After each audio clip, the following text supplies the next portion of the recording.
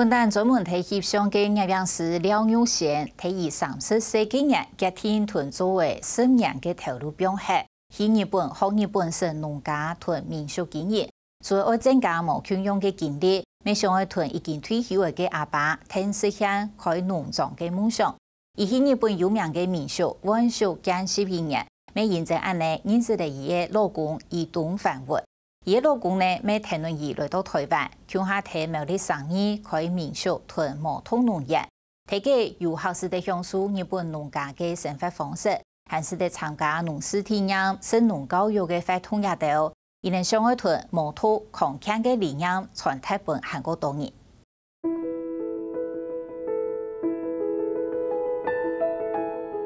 在日本，他们的榻榻米啊，是每天都一定要打开窗户通风，它才不会有产生一些就是闷到的味道。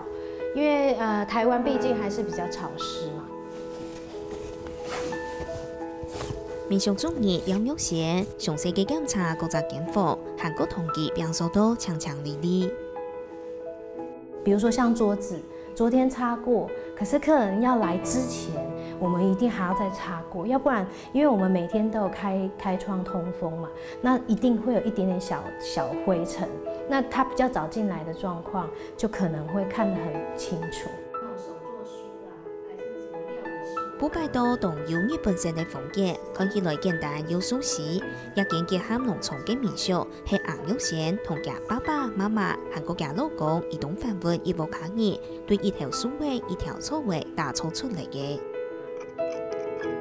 他现在正在种一些就是小花，就是做一些更新的准备，因为就是我们这些花它有的时候会老化嘛，然后他就要先把这个小的花都是他从种子然后育苗，然后再自己种下去的。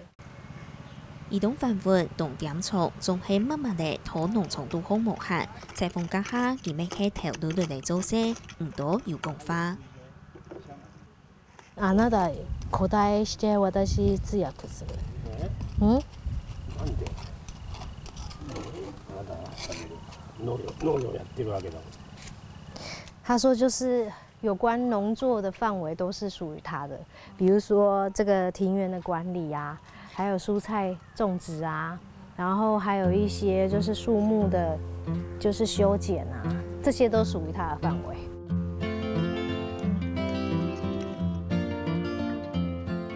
老公負責個嘢內部嘅環境，硬友賢係負責民俗嘅業務同傳點。其實佢係一個專業嘅平面營養師，為30歲嘅人呢，家人生也會轉變。在那個時間點，剛好，比如說網拍啊、網紅啊這種東西，那導致就是出版業減少，書本也減少，然後攝影的需求量縮小，在這個撞擊之下，再加上我後來就是拍一些比較就是比較奢華的東西，所以久了之後，心裡面產生了一些變化吧。 對工作規劃有為新嘅想法，韓國家爸爸退休過後，一直希望嚟做有限農業，嗰時佢去日本學農場管理同民俗經驗。我都差唔多16年前，朋友走去做農業，我去種花，種了都沒看講做產業，冇半個貿易商控制，都想講原來跨族過來做有限農業，滿佢愛進來接咧。 休閒嘅農業喎，佢講佢愛去日本學練農業，學好將感驗轉來做。日本它在精緻農業跟休閒農業這一塊，也是比我們先驅很多，而且非常的進步。他們的一些概念跟台灣也比較像，那人文風情也會比較接近。我是這樣想，所以我就是帶着這個目的性去做交流。 決定我去日本家下，硬友賢連50年都唔多曉，同好但咪只有去民俗實習。對民俗嘅基本工作都經營農場好意思，佢將發現並唔係像想嘅咁簡單。我到那裡，我的歐豆桑跟我說：“飄飄，你知道嗎？農夫是沒有假日的。”我聽了，我心都快碎了。哇，怎麼會這樣？後面半年。就是真正进去的深入的学习，从育苗、种子育苗、种蔬菜，就会发现那个植物它本身的奥妙。也转去日本学，唔单止准备爱转vận头路，佢啲农村认识的移动繁活，下后结做公婆，再个转到台湾，雷同野外乡下经营农村民俗。不过对家两公婆来讲，文化风嘅所长系佢面对嘅大考验。他来到台湾，对我们的家庭来说有很大的文化冲击。像台湾人对日本人来说，他就是讲好听就是很随性，讲难听就是有一点随便。所以这件事情对他来说，常常我们就是会有一些需要沟通的地方。苏的因啊，凊彩家己种，伊嘛做唔得个流行外个范围，吼。石头唔忝，唔家己落个插体，个做越多。因为日本人咧，较个完美主义吼，比较重，都想讲，伊爱做都本钱表现，伊较有个成就感。家爸爸妈妈下个嘅天同佢阿豆天数就好，跪下嘅标本家两公婆嚟建议。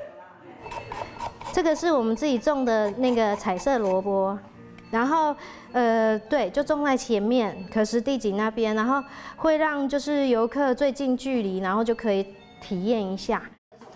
红友贤希望迎合设计到空间嘅色彩，嗰所纯点黑嘅阿豆用木头方式种出嚟嘅青翠果子，做出日本式风格嘅料理，连摆盘都同讲究。阿豆还将送基盘、小礼行、土兰发通，希望行卡当然来了解日本式田中客人的精神同样嘅工艺的。一个农家民宿的精髓，就是在这个老板娘的精神跟她的灵魂。所以如果说她的客人会一再的回流，都是因为想要跟她聊天，想要吃她的料理，想要听她说话，甚至只是像是回老家一般。所以这样的情况下，就会跟我未来想要做的方向是契合的。迎合式的农村，自家种、自家配出来嘅咖啡，一片是下种茶点心。红友贤一步卡意，希望同农村打造重复卡用嘅，做地分享自家嘅故事，享受田中客嘅风光，乡下来感受也得美，又几赞美，又几温馨呢。